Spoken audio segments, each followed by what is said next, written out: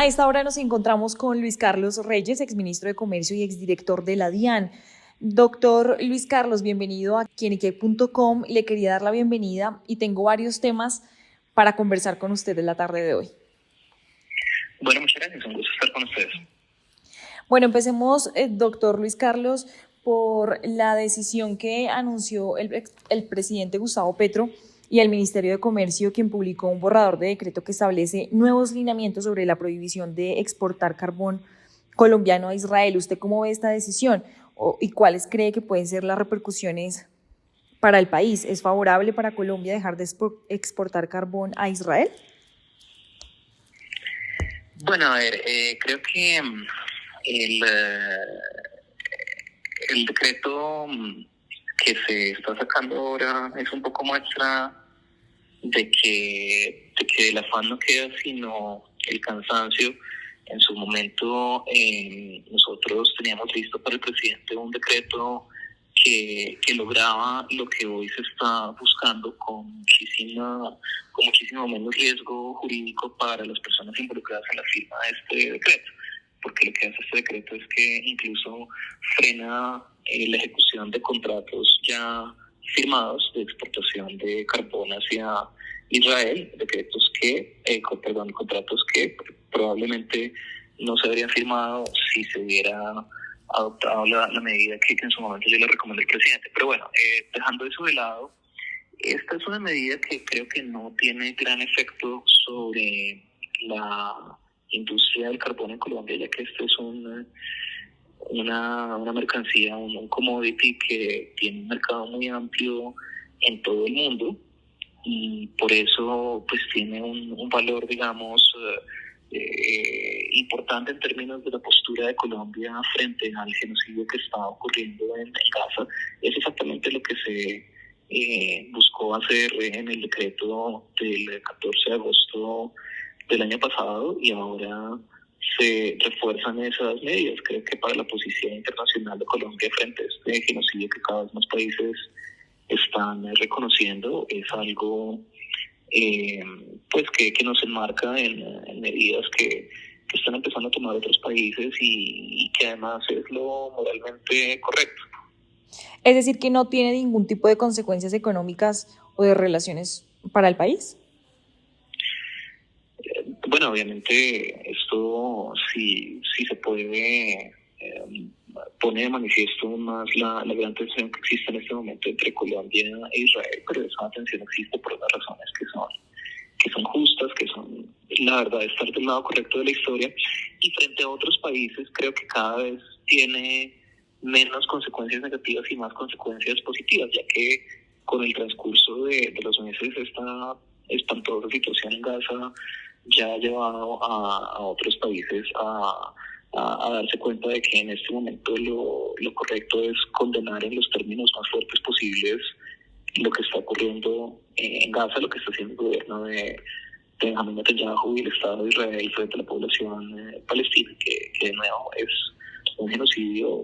Son cosas, por ejemplo, esto ya está llevando el reconocimiento del Estado palestino por parte de Francia, posiblemente del Reino Unido, y en ese sentido tampoco me parece que afecte de manera negativa la posición de Colombia en el mundo, todo lo contrario.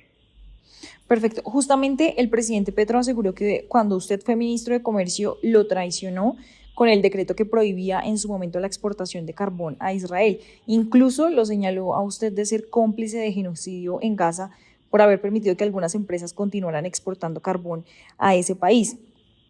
¿Cómo responde usted a estas graves acusaciones que hizo el presidente Petro? Son acusaciones muy graves, ponen en riesgo a mi familia y a mí mismo, obviamente, pero además son acusaciones patentemente falsas. El presidente dijo textualmente que yo lo engañé y que puse un texto en el decreto sin pasar por los filtros jurídicos, y a cualquier persona que conozca el proceso de aprobación jurídica de un decreto en presidencia se va a dar cuenta de lo absurdo que es esto. Esto pasó por la revisión y aprobación de no solo la Dirección Jurídica del Ministerio de Comercio, sino también la de la Cancillería, cuando era canciller Luis Gilberto Murillo, el Ministerio de Minas y Energía, cuando era ministro, el exministro Camacho, pasó por el Ministerio de Hacienda cuando era ministro Ricardo Bonilla, también pasó por la Superintendencia de Industria y Comercio, donde está la superintendente Cielo Rosinque, que es una abogada de la mayor confianza del presidente, además de que pasó por todos los filtros del DAPRE. No hay ninguna otra manera de que un decreto sea firmado por el presidente. Y entonces, pues lo que el presidente estaría pretendiendo sería que de alguna manera un ministro pudo saltarse por esos filtros, y es absolutamente imposible, es absurdo. Más aún, fue en varias de esas etapas que se diluyó más y más la fuerza de ese decreto, llevando a la situación que el presidente critica, y eso se hizo con conocimiento del presidente y en contra de mis advertencias directas. En este momento el presidente, pues desafortunadamente, está promoviendo esa versión a todas luces falsa, más que nada por probablemente lo contrariado que se siente frente a pues una cosa que yo he manifestado en algunos círculos con respecto a mi negativa a ser parte del proceso de precandidaturas presidenciales desde la izquierda, ya que creo que van a desembocar en una candidatura presidencial de Roy Barreras como representante de este proyecto de gobierno. Me parece que esa es una candidatura que no es de izquierda, que promueve unas prácticas políticas tradicionales que hay que acabar, y yo manifestaba mi intención de oponerme a eso de manera tajante con mi propia candidatura. Entonces creo que el presidente está utilizando de manera irresponsable un punto político, pues que no tiene nada que ver con la realidad.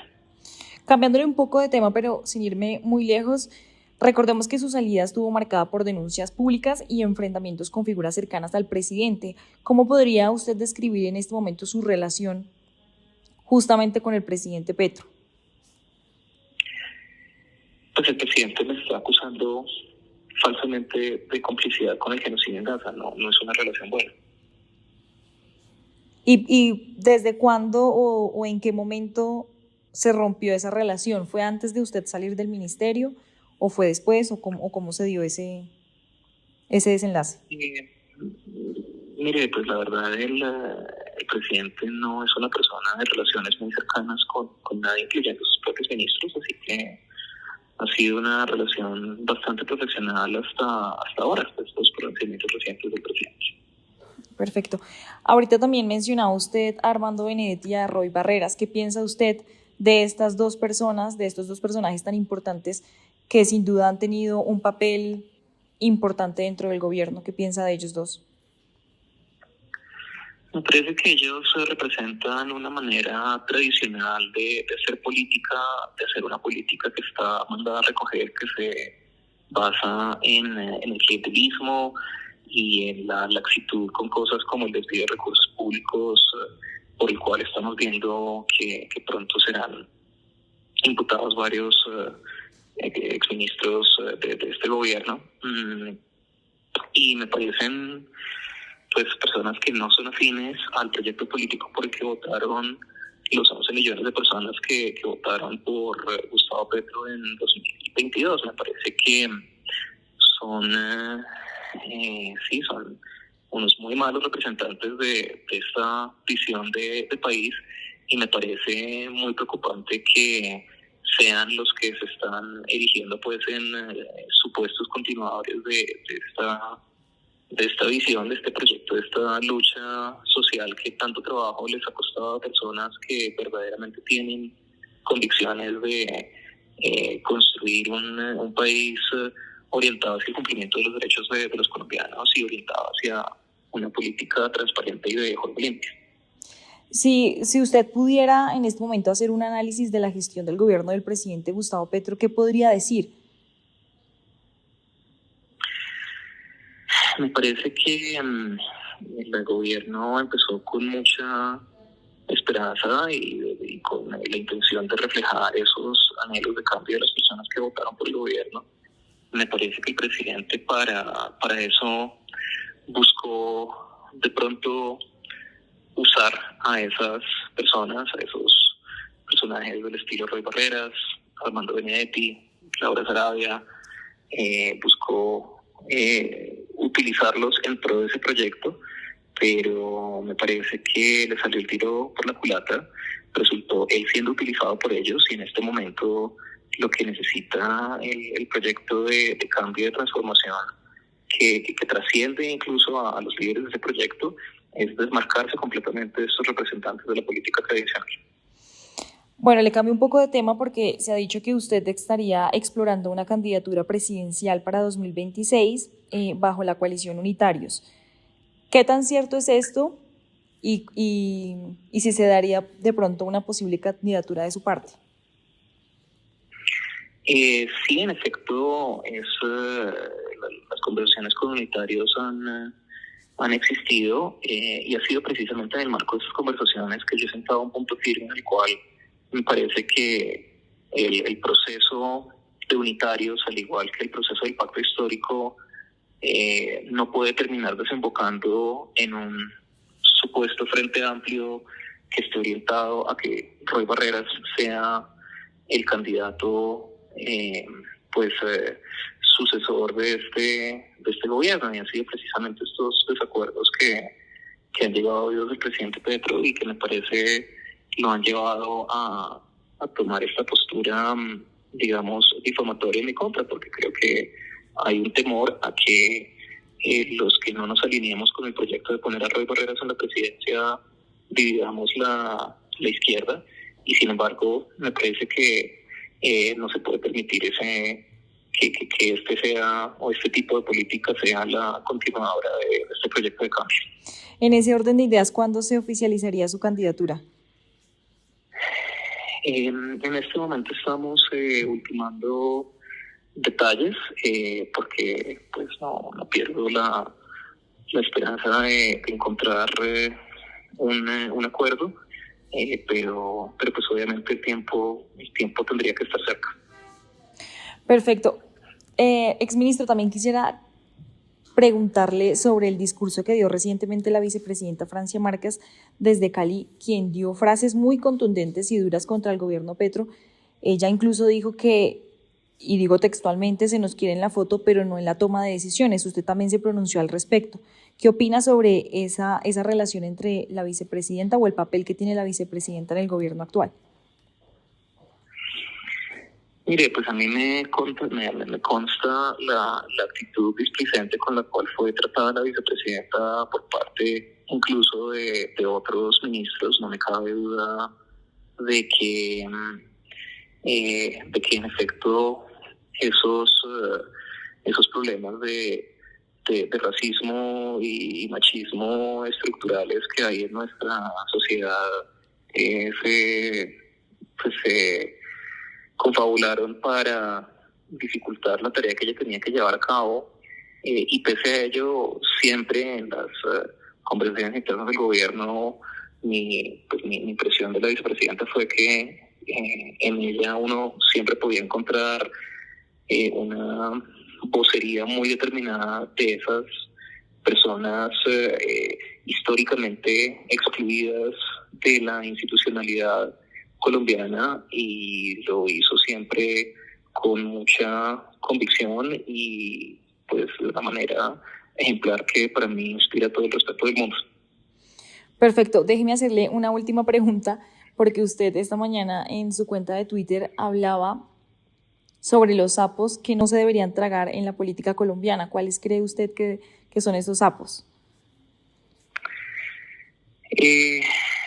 El sapo que no se debe tragar es la idea de que la corrupción, el clientelismo, el desvío de recursos públicos, la política al estilo Roy Barreras, la política al estilo Benedetti, es algo que se necesita para la gobernabilidad del país. Creo que en la derecha, en la izquierda, en el centro, se ha comprado casi universalmente la idea de que eso es un mal necesario y es un fin, o más bien es un medio justificado por fines más loables. Me parece que ese es un sapo que no nos tenemos que tragar, entre otras porque esa política tradicional, como lo demuestra el reciente fracaso de Armando Benedetti como ministro del Interior, es ya ni siquiera es un medio que sirva para conseguir esos fines. Necesitamos transformar la política colombiana para que en una política de juego limpio todos sigamos las reglas y empecemos a construir un país en el cual estas prácticas son cuestión de historia antigua. Bueno, al doctor Luis Carlos Reyes, exministro de Comercio y futuro precandidato presidencial, muchas gracias por habernos concedido esta entrevista aquí en Nikkei.com. Muchas gracias a ustedes.